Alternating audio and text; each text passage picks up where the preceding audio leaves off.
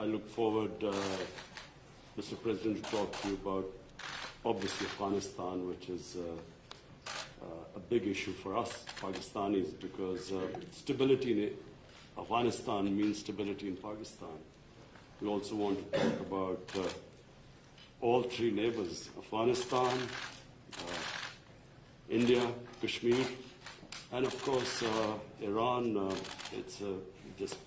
We will discuss the situation there, because these all three neighbors of Pakistan. He lives in a very friendly neighborhood.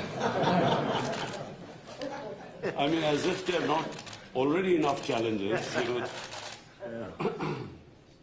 President, after your last meeting with the Prime Minister, offered to mediate between India and Pakistan over Kashmir. And since then, the situation has gotten more complicated, and India continues to deny or accept any mediation. So where does it also stand now? And don't you think It would always stand. If I can help, I would certainly do that. And it will be dependent on both of these gentlemen. One without the other doesn't work if you're going to do mediation or if you're going to do an arbitration. But certainly I would be willing to help if both Pakistan, let's say, and India wanted me to do that.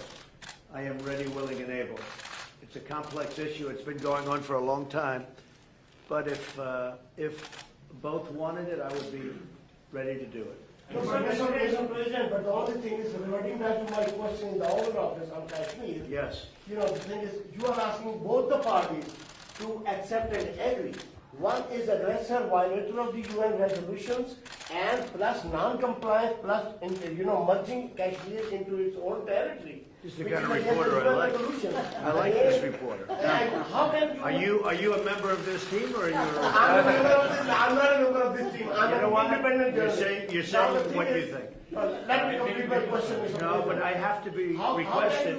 How can you make an aggressor and an aggressor okay. meet and the violation of the UN resolutions? Very fair question or statement. Let me put that one down as a statement, if you don't mind. But you're right. You have to have two parties that want to agree, and when they come, and at some point India may come. I have a very good relationship with Prime Minister Modi. I have a very good relationship with Prime Minister Khan. And if at any time they say, we have some points that we think we can maybe iron out, I think I'd be an extremely good arbitrator. I've done it before, believe it or not, and I've never failed as an arbitrator. I've been asked to arbitrate disputes, pretty big ones, from friends, and I've done it in a good, successful fashion. If I can be of help, you know that. If I can be of help, let me know. But you'd have to have the assent also from the other side. Mr. President, Mr. Johnson has now called for a new deal, just moments ago, for a new Iran deal. This is the first time he's called for that. I wonder what your reaction to it, and have you discussed that with him? Well, I think that's why he's a winner. That's why he's a man that's going to be successful in the UK, and I think that's great. You're talking about Boris, yes, right? Boris is a man who, number one, he's a friend of mine, and number two, he's very smart, very tough.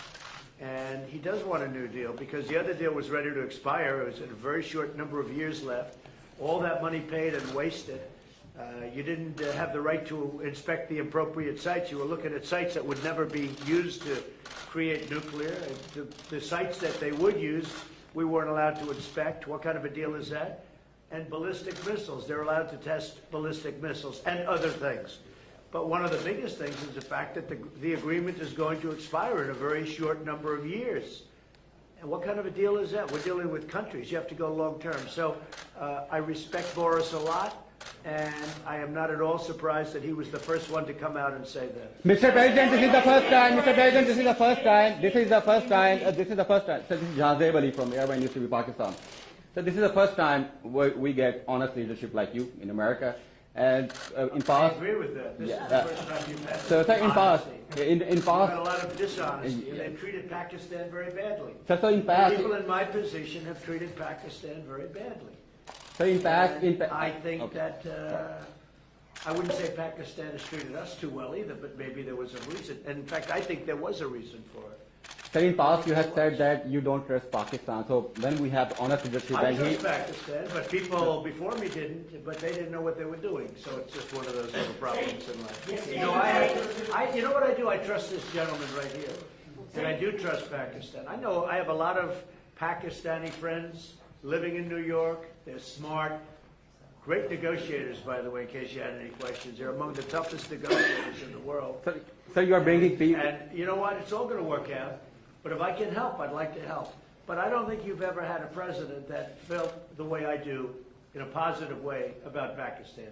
I don't think you have. I've looked back and I've seen where it was. But I also have a very good relationship with India. I have a good relationship with both.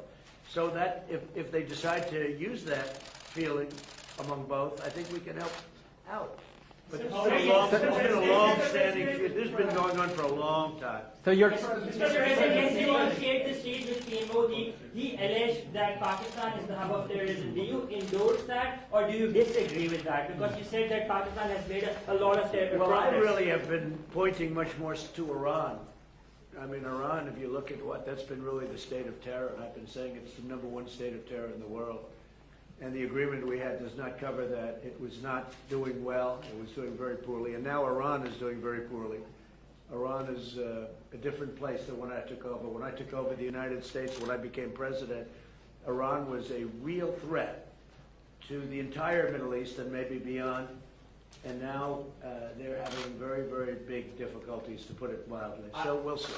Are you happy with the progress that Pakistan has made countering terrorism, particularly eliminating terrorism? I've heard they've made great progress, and under this leader, he's a great leader. I think he wants to make great progress because there's no solution the other way. The other way is only going to lead to death and chaos and poverty.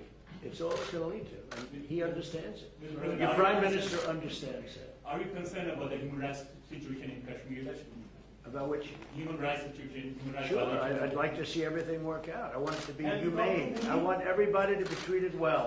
You have two big countries, and they're warring countries, and they've been fighting. And I mean, I heard a very aggressive statement yesterday. I don't have to say that. I was there.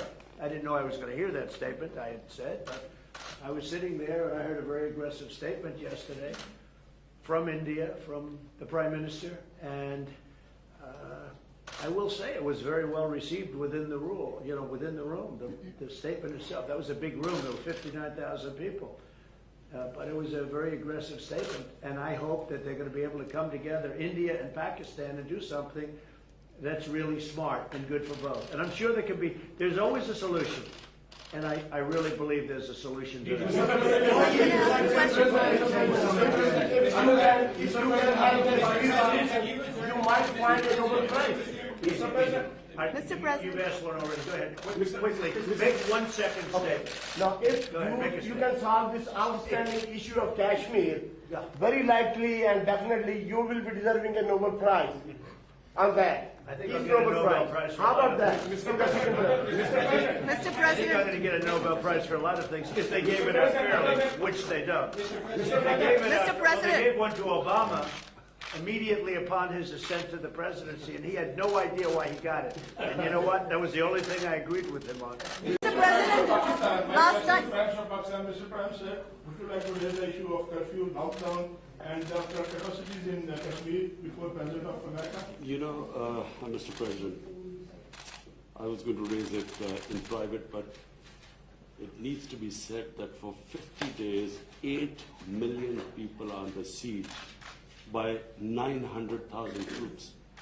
And it's a humanitarian issue. And so I was going to say that were you supposed to meet Narendra Modi now, I would have asked you to at least lift the siege.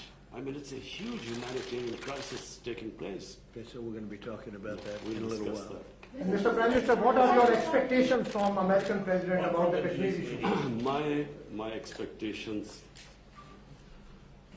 President Trump heads the most powerful country in the world. And the most powerful country in the world has a responsibility. And you know this, you very kindly wanted to mediate in this. And you also said that both of us, India and Pakistan, has to agree to mediation. But unfortunately, India is refusing to talk to us.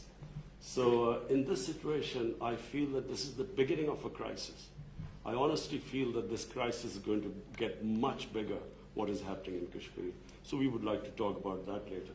But just the fact that the position of the United States, it's the most powerful country. It can affect the United Nations Security Council.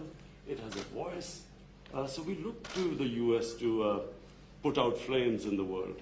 Are you Madam Prime Minister, are you I will disappointed? say this, look, out of my respect for your Prime Minister, I will say that many countries wanted to meet with me and us, the United States, during this very short 3-day period, and we were unable to meet with many of them. One of the countries I wanted to meet with was Pakistan and your Prime Minister, and it's an honor to be here with you. And I think you should let us start talking now, because but I do appreciate it's a tremendous spirit from your press. I don't see that with us. They want to always tear our country down, and with your press, it's really, they would like to see something positive for your country. And I will tell you this, you have a great leader. And he's a good man, he's a nice man, happens to be a great athlete, not that that matters, but it's always nice. You are a great leader too, sir. Love you. Thank you very much. You take care of yourselves. Thank you very much. Thank you, sir. Thank you.